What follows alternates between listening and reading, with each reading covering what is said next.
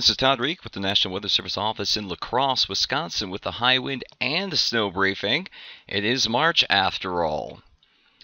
So what do we got going on? Next couple days are going to be very busy with lots of weather hazards. First is the high winds going to move in overnight, continue through much of Wednesday. High wind warnings and advisories are in effect generally along and south of I-90. Peak wind gusts could reach 55 miles per hour in the warning area. There will be some difficult to hazardous travel for high-profile vehicles, and loose and unsecured objects certainly going to get blown around, and there's a potential for some minor tree damage. Meanwhile, advancing then into Wednesday afternoon into Thursday, we have snow coming in to northern Wisconsin, mostly along and north of I-94. Amounts from 3 to 6 inches are possible, and most of that will be along and north of Highway 29 in north central Wisconsin. Certainly expect some slippery travel, and the Wednesday evening commute will be impacted for those where the snow falls.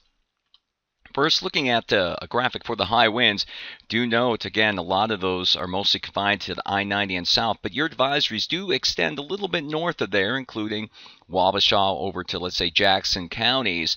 Highest winds south of I-90, and again, you're looking at peak wind gusts of 50 to 55 miles per hour from the overnight through, let's say, most of Wednesday morning, some decrease then in the afternoon. Again, difficult travel for those high-profile vehicles and loose objects. Certainly expect them to get moved around. Then for your snow, this is looking at northern Wisconsin. So you see Eau Claire here, I-95, Medford up in Taylor County. Generally looking up into this area as much as 3 to 6 inches or 3 to 5 inches. Travel will become slippery, and the farther north you go, the more accumulations you will run into.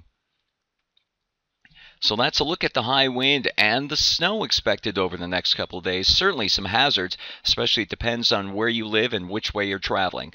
Stay abreast of the latest weather information at weather.gov/lacrosse.